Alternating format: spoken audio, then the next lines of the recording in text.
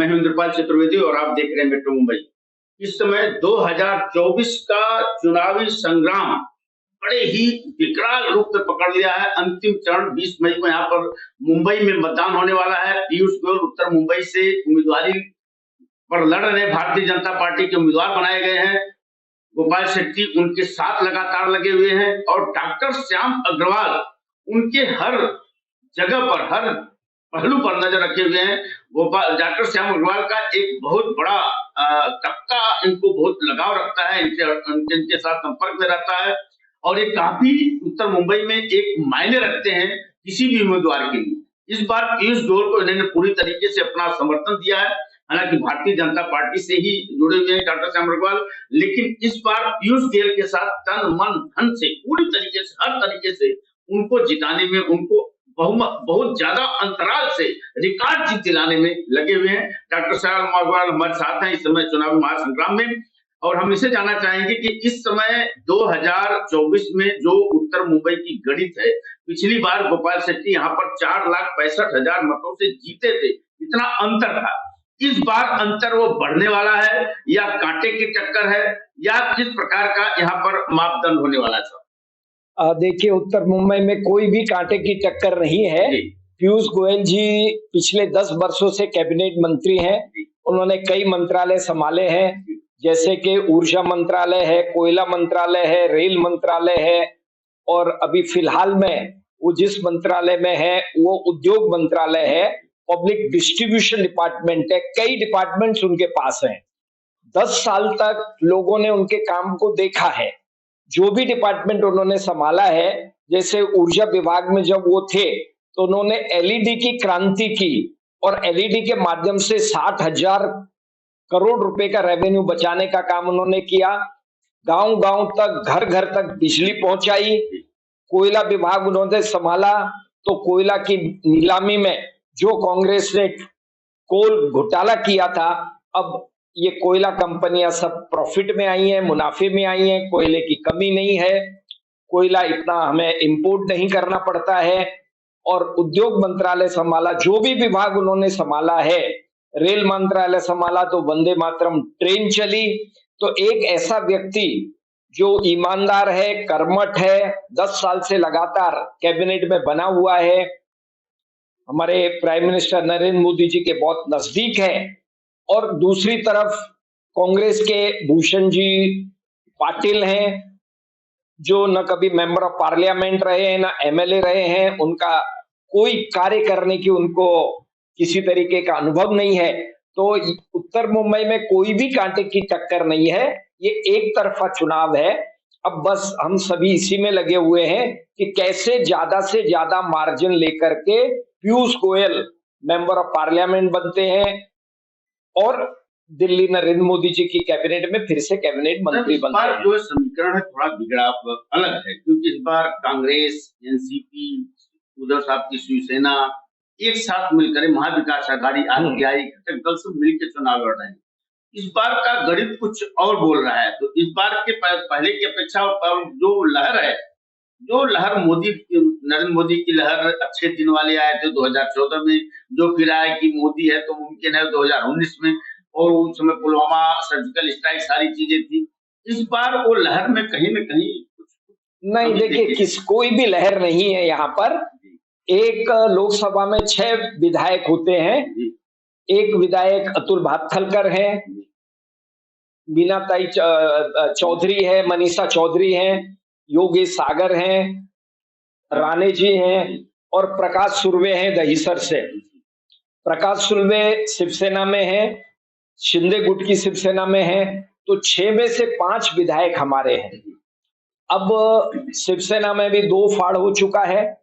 NCP का कोई आधार मुंबई में है नहीं, उसमें भी 2 गुट अलग अलग लड़ रहे हैं। तो कितना भी ये यहाँ पर महाआघाड़ी बना लें, कुछ भी बना लें, लेकिन मोदी की सुनामी में, मोदी की लहर में ये सब एक तिनके की तरह से बह जाएंगे और बहुत प्रचंड बहुमत से पीयूष गोयल लोकसभा में हमारे इस क्षेत्र का प्रतिनिधित्व करते हुए फिर से मोदी जी के नेतृत्व में फिर से वो 5 साल तक इस क्षेत्र का प्रतिनिधित्व करेंगे, काम करेंगे, देश को ऊंचाइयों तक पहुंचाएंगे, देश को विश्व गुरु बनाएंगे। और हमारी जो पांचवी अर्थव्यवस्था है, जिसको हमें तीसरे पायदान पे लाना है, फिर दूसरे पायदान पे लाना है, फिर पहले पायदान पे लाना है, देश को विकसित बनाना है, देश को विश्व गुरु बनाना है, देश को आत्मनिर्भर बनाना है, उस सारे कामों में योगदान पीयूष गोयल दिल्ली जाकर के करेंगे। तो एक बात बताइए मुझे कि पीयूष गोयल की वैसे मोदी सेना के महारथियों के 9 महारथियों में से बड़े दिग्गज महारथी माने जाते हैं। प्रधानमंत्री मोदी के बहुत ही करीबी माने जाते हैं, उन पर बहुत भरोसा होता है प्रधानमंत्री नरेंद्र मोदी जी का। शायद इसीलिए उनको इस बार राज्यसभा के सांसद होने के बावजूद भी चुनाव मैदान में उतारा जा रहा है। शायद चर्चा है कि वित्त मंत्रालय इस बार उनके हाथ में जाए। उत्तर मुंबई की जनता को इससे क्या फायदा होगा? देखिए, जब कोई भी एक सक्षम नेतृत्व आता है तो उस क्षेत्र को फायदा तो होता है। जैसे काशी में से नरेंद्र मोदी जी के जाने के बाद काशी के अंदर जो विकास हुआ है, वो आजादी के बाद वैसा विकास लोगों ने कभी नहीं देखा। अगर आप अभी चले जाएंगे तो गंगा का जो वहां पर जल है एकदम निर्मल और स्वच्छ है।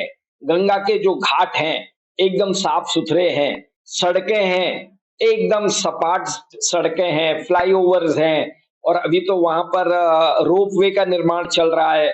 कई प्रकार के वहां पे एम्स का निर्माण हुआ है, कई हॉल्स बने हैं, स्टेडियम बने हैं। तो ये कह लीजिए, जिसको हम न भूतो न भविष्यति कल्पना नहीं कर सकते काशी के लोग, वैसा विकास काशी का हुआ है। तो जब यहाँ पर पीयूष गोयल आएंगे तो पीयूष गोयल जी नरेंद्र मोदी के, जैसे आपने कहा कि टीम के एक अग्रणी सदस्य हैं, नवरत्नों में से एक हैं, तो यहाँ पर पहला तो जैसे वो आए, मागे थाने में एक अस्पताल बन रहा है जो गोपाल शेट्टी जी के प्रयासों से हमारे राधा किशन जी दमानी फाउंडेशन की तरफ से बनाया जा रहा है। वो 400 बेड का अस्पताल था। पीयूष गोयल जी की प्रेरणा से अब वो 1000 बेड का अस्पताल बनेगा। तो फायदा तो होता ही है। मुंबई की सबसे बड़ी समस्या है यातायात की। तो यातायात में जब मुंबई में सारी मेट्रो चालू हो जाएंगी, वर्ली सी लिंक वहां पर नरीमन पॉइंट तक जा चुका है, अंधेरी से वर्सोवा कोस्टल रोड, वर्सोवा से फिर बोरीवली से भाईंदर, और जहां पर भी रोडें नैरो हैं उनको चौड़ा करना, मतलब इतने सारे काम हैं। और पीयूष जी गोयल को जो एक अनुभव है, अनुभवी व्यक्ति हैं और कैबिनेट में थे, कैबिनेट में रहेंगे। तो एक कैबिनेट मंत्री जब किसी क्षेत्र का प्रतिनिधित्व करता है तो वो क्षेत्र दिन दूनी रात चौगुनी प्रगति करता है। इसमें किसी प्रकार की कोई संशय नहीं है। तो आप बोले कि सक्षम नेतृत्व अगर सक्षम नेतृत्व क्षेत्र का विकास होता है, होता ही है। गोपाल शेट्टी सक्षम नेतृत्व नहीं थे? नहीं, गोपाल शेट्टी बहुत सक्षम नेतृत्व थे। उन्होंने बहुत विकास किया है मुंबई का। आज ये जो आप पूरा एसवी रोड देख रहे हो, एसवी रोड का जितना भी ये सेटबैक हटाया है, ये गोपाल शेट्टी के प्रयत्नों से हटा है। बोरीवली में चले जाएंगे तो वीर सावरकर उद्यान हो, राजा छत्रपति महाराजा छत्रपति शिवाजी मैदान हो, कितने मैदान हैं जहां पर अगर गोपाल शेट्टी नहीं होते तो अभी तक सब झोपड़पट्टियों का निर्माण हो गया होता। अहिल्याबाई, मतलब गिना नहीं सकता, अनगिनत। पोईसर जिमखाना है, वीर सावरकर उद्यान है, रानी लक्ष्मीबाई उद्यान है, शिवाजी छत्रपति शिवाजी उद्यान है, कथा मैदान है। तो सड़कों को चौड़ा करना, सड़कों का सेटबैक क्लियर करना, लोगों की दिन जो छोटी छोटी समस्याएं हैं उनका समाधान करना, जितना काम गोपाल शेट्टी जी ने किया है उसी का परिणाम है कि आज हम कह सकते हैं कि यहाँ पर कोई मुकाबला नहीं है और ये एक तरफा चुनाव है। अब खाली ये देखना है कि कितने लाख वोटों से पीयूष गोयल जी चुन करके जाते हैं। ये राम नाईक जी की और गोपाल शेट्टी जी की कर्म भूमि रही है, और गोपाल शेट्टी जी ने जो 10 सालों में काम किया है उसके कारण पीयूष गोयल जी के लिए, जिसको हम कह सकते हैं कि उत्तर मुंबई की सीट एक केक वॉक है। आप सब बहुत घूम रहे हैं, प्रचार में जा रहे हैं, रथ पर भी जा रहे हैं, रैलियों में जा रहे हैं, हिस्सा ले रहे हैं, हर जगह पे लोगों से मिल रहे हैं। गोपाल शेट्टी जी एकदम सक्षम नेतृत्व, इतना अच्छा उम्मीदवार, इतने भारी मतों से जीतने वाले उम्मीदवार, और इनको टिकट न देके पीयूष गोयल को टिकट देना, उसकी कुछ नाराजगी मतदाताओं में, लोगों में, कार्यकर्ताओं में कुछ ऐसा दिखता है क्या? ये नाराजगी का वर्ड भारतीय जनता पार्टी में है ही नहीं। एक अनुशासन वाली पार्टी है। यहाँ का कार्यकर्ता कभी अपने को नेता नहीं समझता। यहाँ के जो नेता हैं वो अपने को कभी नेता नहीं समझते, वो अपने को एक कार्यकर्ता समझते हैं और कार्यकर्ता को जो आदेश होता है वो आदेश का पालन करते हैं। अब गोपाल जी स्वयं कहते हैं कि भाई मैं एक बहुत, जैसे नरेंद्र मोदी जी चाय बेच करके आगे आए, गोपाल शेट्टी जी भी स्लम्स में रहते थे और वहां से वो कॉर्पोरेटर बने, मेयर इन काउंसिल बने, एमएलए बने और मेंबर ऑफ पार्लियामेंट बने, कई बहुत सारी फाइनेंस कमेटियों में रहे। तो ये जो गोपाल शेट्टी का 40 साल का राजनीतिक सफर है वो एक अनुशासनबद्ध तरीके से संपन्न हुआ है और ये तो पार्टी का जो बोलते हैं ना हाई कमान जो तय कर लेता है, बीजेपी का नेता हो कार्यकर्ता हो उसको शिरोधार्य करता है और किसी प्रकार की नाराजगी न दिखाते हुए आज गोपाल शेट्टी कंधे से कंधा मिलाकर पीयूष गोयल जी के साथ काम कर रहे हैं। उनको किसी प्रकार मन में दुख हो सकता है लेकिन हमारे यहाँ नाराजगी नहीं होती।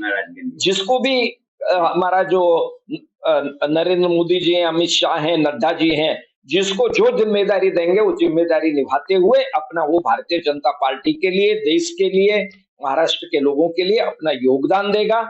और आज कोई राजनीति वो पहले जैसी नहीं रह गई जहां पे ऐशो आनंद आराम करने के लिए लोग आते हैं। राजनीतिक जीवन एक बहुत ही कांटों भरा ताज है। गोपाल शेट्टी सुबह 7 बजे बैठते थे 3 बजे तक और रात को 12 बजे घर में जाना, तो ये कांटों भरा ताज जब किसी के सिर पे रखा जाता है ना तो ये ऐशो आराम के लिए नहीं है। अब राजनीति में बहुत काम करना पड़ता है, लोगों की अपेक्षाएं बहुत बढ़ गई हैं और अगर आप लोगों की अपेक्षाओं पे खरा नहीं उतरते तो लोग फिर आपको घर बिठा देते हैं। अच्छा, तो ये बताइए कि अभी उद्धव ठाकरे की सभा होती है, शरद पवार जी की सभा होती है, उद्धव ठाकरे आरोप लगाते हैं और राहुल गांधी जी हमेशा बोल रहे हैं कि अगर अगर अगर 400 के पार क्या बहुमत आया और बीजेपी फिर से सत्ता में, एनडीए सत्ता में आई तो संविधान में बदलाव करेंगे। ये दलितों को भड़काने के लिए, दलितों को अपनी तरफ खींचने के लिए जो उनका नारा, उनका जो भाषण है और जो ये आशंकाएं पैदा की जा रही, इससे दलित वोट बैंक तो आपकी तरफ से खिसक सकता है। नहीं, देखिए ये कांग्रेस 70 सालों तक शासन में रही और राहुल गांधी, मैं तो हमेशा ये कहता हूं कि पहले राहुल गांधी एक चाय का ठेला चला करके मुझे दिखा दे।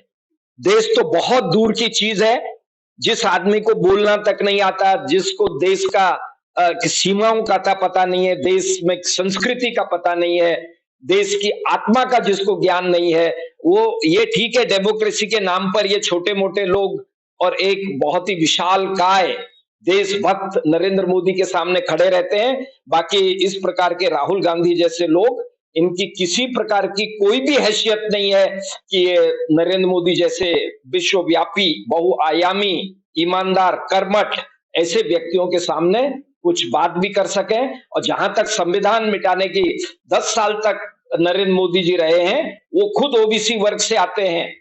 संविधान की रक्षा भारतीय जनता पार्टी करती है। कांग्रेस ने संविधान को नष्ट करके आपातकाल लगाया, लाखों करोड़ों लोगों को जेल में डाला, निरंकुश शासन किया।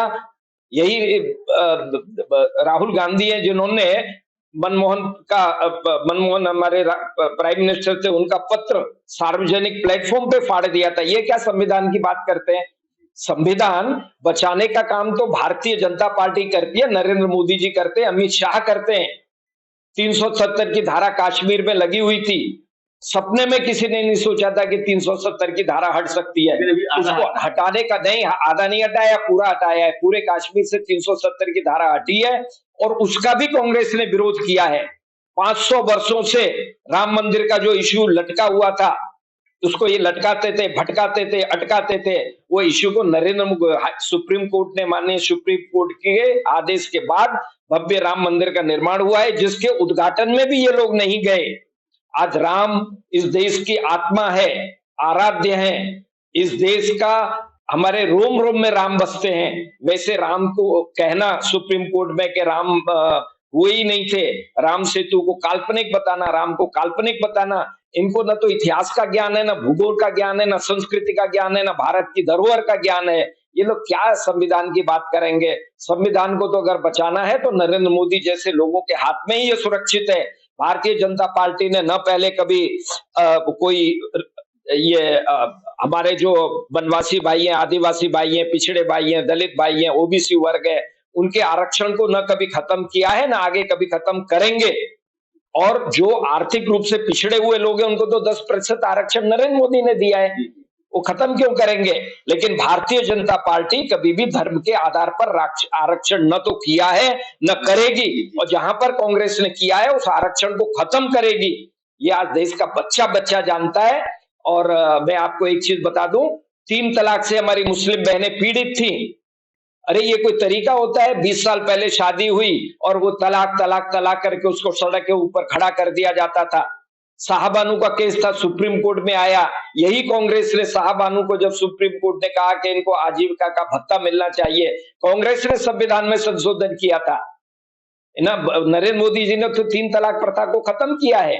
इन्होंने तो काशी विश्वनाथ कॉरिडोर बनवाया है, इन्होंने तो चारों धाम की यात्रा को सुगम करके वहां पे जीर्णोद्धार किया है, राम मंदिर बनवाया है, इन्होंने तो बेट द्वारिका का निर्माण किया है। कौन सा ऐसा आस्था का प्रतीक है पूरे देश में जहां पे नरेंद्र मोदी जी ने उज्जैन चले जाइए, महाकाल में, एक चीज हो तो गिनाऊं। आज पहली बार हिंदू ये महसूस करता है स्वाभिमान के, हाँ, गर्व से कहो कि हम हिंदू हैं, जो स्वामी विवेकानंद ने कहा था।